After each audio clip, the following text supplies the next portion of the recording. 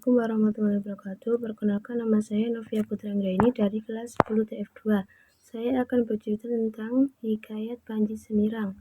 Ada seorang Raja Daha mempunyai 3 orang istri dan 2 orang putri sepasang kekasih yang diberi nama Chandra Kirana, atau yang kemudian menjadi Kelana Panji Semirang dalam pengembaranya. Lahir dari ratu pertama Mahadewi, istri kedua tidak mempunyai anak. Istri bungsu Paduka Liku sekaligus paling dicintai Sang Kantong karena kecantikan dan kemudahannya. Mempunyai seorang putri bernama Galuh Ajeng. Konon Paduka Liku cantik namun memiliki sifat yang buruk. Dan sifat buruk tersebut juga diturunkan kepada putrinya Galuh Ajeng. Karena sifat jahatnya tersebut, Paduka Liku tak segan-segan meracuni permaisuri pertama atau istri lama dengan harapan bisa menjadi penerusnya. Inilah akar luka yang memperpanjang drama kematian Ratu Raja Daha karena memakan racun.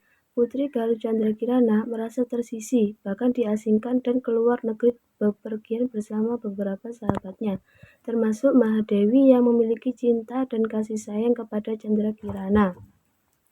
Dan raja yang lemah tak berdaya menghadapi rencana selir yang rakus itu. Sementara itu, Chandra Kirana sebenarnya telah bertunangan dengan putra Raja Kuripan yang dalam hubungan keluarga masih merupakan paman Chandra Kirana. Saat putra Kuripan datang membawa uang jujur, ternyata Chandra Kirana sudah tidak ada lagi di istana Daha. Putra Kuripan yang bernama Inu Kertapati terpaksa menerima Galuh Ajeng sebagai gantinya. Namun Galuh Ajeng selain sifatnya yang kasar, ia juga tidak pantas menjadi pasangan putra Kuripan yang berwatak halus dan berperilaku. Saya Zaratul Syifa dari kelas TF2.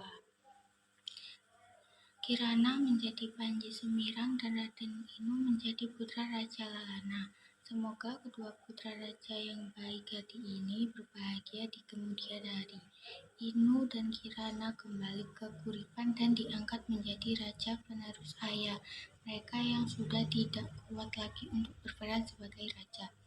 Kehidupan terakhir para pelaku lainnya juga diceritakan, terutama mereka yang berperan sebagai orang jahat.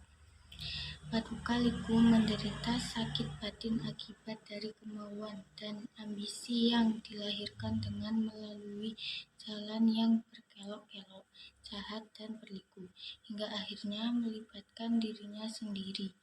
Dia meninggal karena lesu menderita tekanan batin. Galuh Ajeng dalam versi baru yang disiapkan sudah tidak ditampilkan lagi. Namun dalam versi lama konon akhirnya dia bahagia juga, mendapatkan jodoh bagi putra Raja Gagelang atau sepupunya, yang juga mempunyai perangai yang sama, kasar dan ceroboh. Penolong sahabat setia, orang yang membela kebenaran pun akhirnya bahagia juga.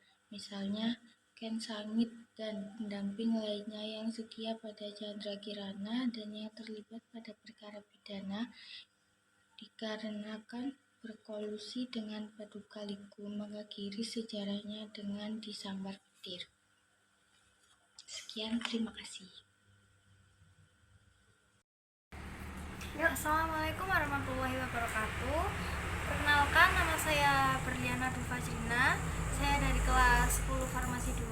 Kali ini saya akan menjelaskan nilai-nilai yang terkandung dalam hikayat Panji Semirang. Nilai moral hikayat Panji Semirang adalah perbuatan buruk akan selalu berakhir dengan hasil yang setimpal alias menyedihkan, sedangkan perbuatan baik akan berakhir dengan kebahagiaan. Untuk nilai agama hikayat Panji Semirang adalah jodoh adalah cerminan diri sendiri, terbukti dari Chandra Kirana yang bersanding dengan Inu yang baik hati, sedangkan Galuh Ajeng berjodoh dengan putra Raja Gagelang yang juga kasar dan ceroboh. Untuk nilai budaya hikayat Panji Semirang adalah budaya perjodohan yang masih berlaku, terlihat dari kisah asmara Inu dan Chandra Kirana yang berawal dari perjodohan. Untuk nilai sosial hikayat Panji Semirang adalah kesetiaan para pengiring untuk selalu berada di samping dan membantu Chandra Kirana. Begitulah nilai-nilai yang terkandung dalam hikayat Panji Semirang. Assalamualaikum warahmatullahi wabarakatuh.